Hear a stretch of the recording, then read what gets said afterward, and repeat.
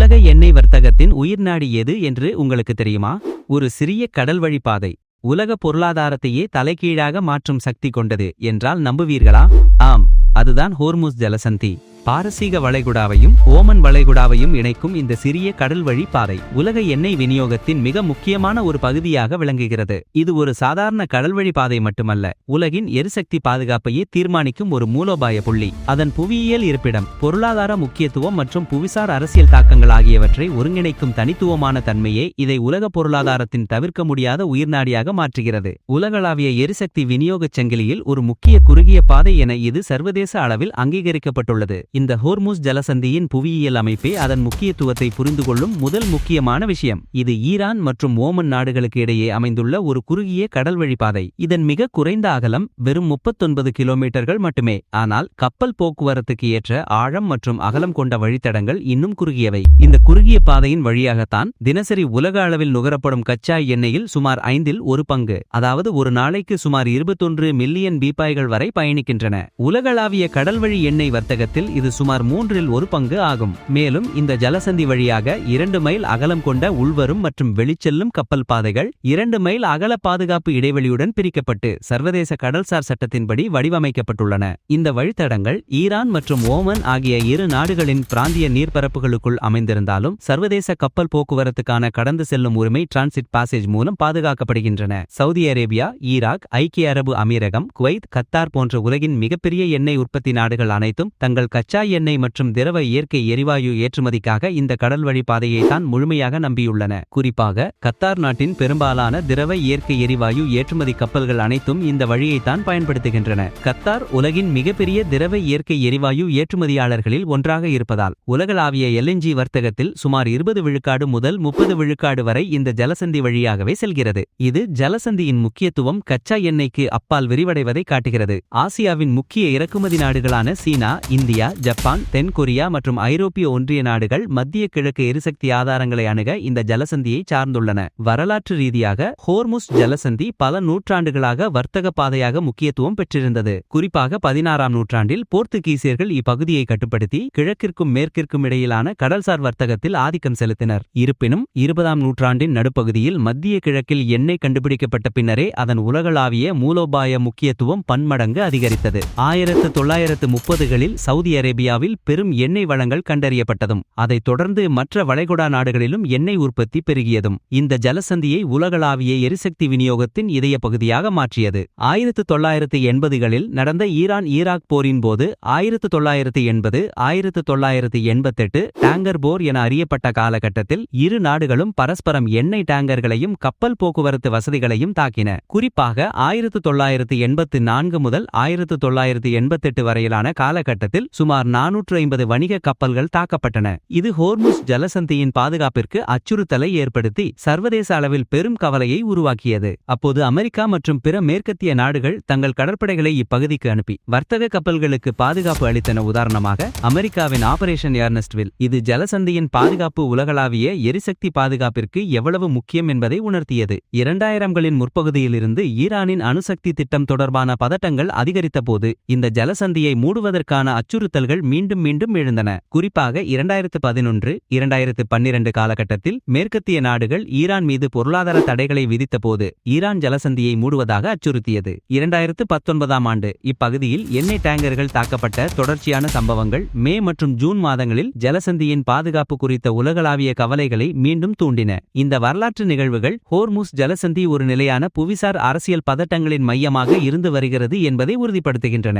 ஒருவேளை ஏதேனும் ஒரு காரணத்தால் இந்த ஹோர்முஸ் ஜலசந்தி மூடப்பட்டால் அதன் விளைவுகள் கற்பனை செய்ய முடியாத அளவுக்கு மோசமாக இருக்கும். உலக சந்தைகளில் கச்சா எண்ணெய் விலை உடனடியாக பல மடங்கு உயரும். இது வெறும் ஒரு சில டாலர்கள் உயர்வு அல்ல, பேரழிவை ஏற்படுத்தும் ஒரு விலை உயர்வு. உதாரணமாக 1973ஆம் ஆண்டு எண்ணெய் நெருக்கடியின் போது மத்திய கிழக்கு எண்ணெய் உற்பத்தி நாடுகள் எண்ணெய் விநியோகத்தை குறைத்த போது உலகளாவிய எண்ணெய் விலைகள் 4 மடங்கு அதிகரித்தன.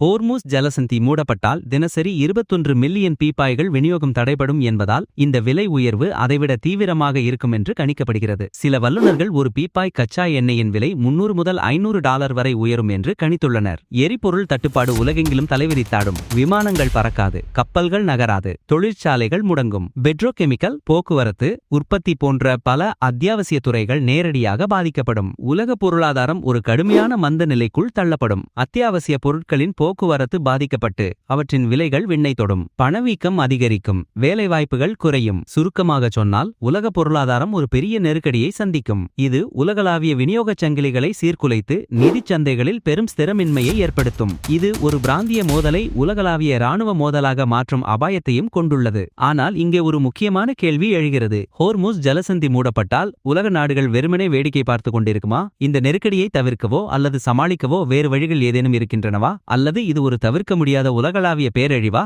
வரலாற்றில் பலமுறை, குறிப்பாக ஈரான் மற்றும் மேற்கத்திய நாடுகளுக்கு இடையே பதட்டங்கள் அதிகரிக்கும் போது இந்த ஜலசந்தியை மூடும் அச்சுறுத்தல்கள் எழுந்திருக்கின்றன. ஒவ்வொரு முறையும் இந்த அச்சுறுத்தல்கள் உலக எண்ணெய் சந்தைகளில் பெரும் பதற்றத்தையும் விலையேற்றத்தையும் ஏற்படுத்தியுள்ளன. அமெரிக்கா மற்றும் அதன் நேச நாடுகள் இந்த கடல்வழி பாதையின் பாதுகாப்பிற்கு எப்போதும் முன்னுரிமை அளிக்கின்றன. அமெரிக்காவின் 5வது கடற்படை பஹ்ரைனில் தலைமையிடமாக கொண்டு இப்பகுதியில் கடல்சார் பாதுகாப்பை உறுதி செய்வதில் முக்கிய பங்காற்றுகிறது. சர்வதேச கடற்படைகளின் கூட்டுப்படைகள் 34 நாடுகளின் பங்களிப்புடன் இப்பகுதியில் கடல்சார் பாதுகாப்பை மேம்படுத்தவும் பயங்கரவாதம் மற்றும் கடற்கொள்ளையை எதிர்த்து போராடவும் செயல்படுகின்றன.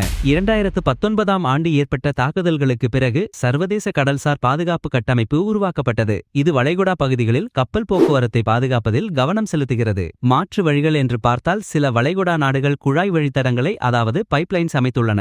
உதாரணமாக சவுதி அரேபியா தனது கிழக்கு மேற்கு குழாய் வழித்தடம் பெட்ரோலைன் அல்லது அப்யாக்யான்பு குழாய் வழித்தடம் மூலம் தினசரி சுமார் 5 மில்லியன் பீப்பாய்கள் கச்சா எண்ணெயை செங்கடல் துறைமுகமான யான்புக்கு கொண்டு செல்ல முடியும். இது சவுதியின் மொத்த ஏற்றுமதியில் கணிசமான பகுதியாகும். ஐக்கிய அரபு அமீரகம் ஹப்ஷான் புஜைரா குழாய் வழித்தடம் அபுதாபி க்ரூட் ஆயில் பைப்லைன் மூலம் தினசரி சுமார் 1.5 மில்லியன் பீப்பாய்கள் எண்ணெயை புஜைரா துறைமுகத்திற்கு அனுப்பும் திறன் கொண்டது. இருப்பினும் இந்த வழித்தடங்களின் மொத்த கொள்ளளவு சுமார் 6.5 மில்லியன் பீப்பாய்கள். ஹோர்முஸ் வழியாக செல்லும் தினசரி 21 மில்லியன் பீப்பாய்கள் எண்ணெயின் ஒரு சிறிய சதவீதத்தை மட்டுமே கையாளும் திறன் கொண்டது, சுமார் 31 விழுக்காடு. எனவே இவை ஒரு முழுமையான மாற்று வழிகளாக கருதப்படுவதில்லை. ஒரு முழுமையான அடைப்பு ஏற்பட்டால் இந்த மாற்று வழிகள் உலகளாவிய தேவையை பூர்த்தி செய்ய போதுமானதாக இருக்காது. மேலும் அமெரிக்கா, சீனா மற்றும் பிற முக்கிய எண்ணெய் இறக்குமதி நாடுகள் தங்கள் மூலோபாய பெட்ரோலிய இருப்புகளை பராமரித்து வருகின்றன.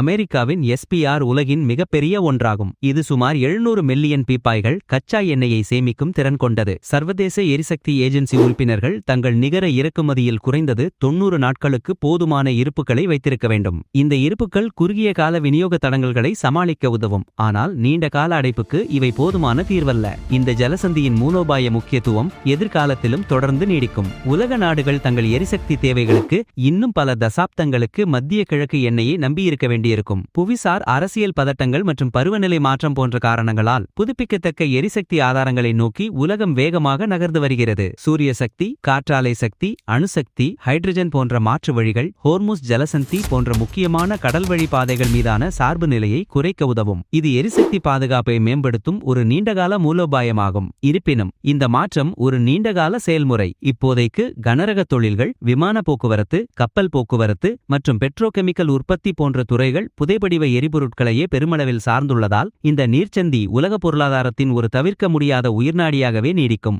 இப்பகுதியின் அமைதி மற்றும் ஸ்திரத்தன்மைக்கு சர்வதேச ஒத்துழைப்பு மற்றும் ராஜதந்திர தீர்வுகள் மிகவும் அவசியம். ஒரு சிறிய கடல்வழிப்பாதை உலக அரசியலையும் பொருளாதாரத்தையும் எப்படி தலைகீழாக மாற்றும் என்பதை ஹோர்முஸ் ஜலசந்தி நமக்கு உணர்த்துகிறது. இது வெறும் எண்ணெய் போக்குவரத்துக்கான ஒரு பாதை மட்டுமல்ல, உலகளாவிய ஸ்திரத்தன்மைக்கும் அமைதிக்கும் ஒரு முக்கிய சமநிலை புள்ளியாகும். இந்த ஜலசந்தி அமைதியாக திறந்திருந்தால் மட்டுமே உலக பொருளாதாரம் சுமூகமாக இயங்கும் என்பதை நாம் அனைவரும் புரிந்து கொள்ள வேண்டும். ஹோர்முஸ் ஜலசந்தியின் ஒவ்வொரு துளி எண்ணெயும் உலகெங்கிலும் உள்ள ஒவ்வொருவரின் வாழ்க்கையையும் ஏதோ ஒரு வகையில் பாதிக்கிறது.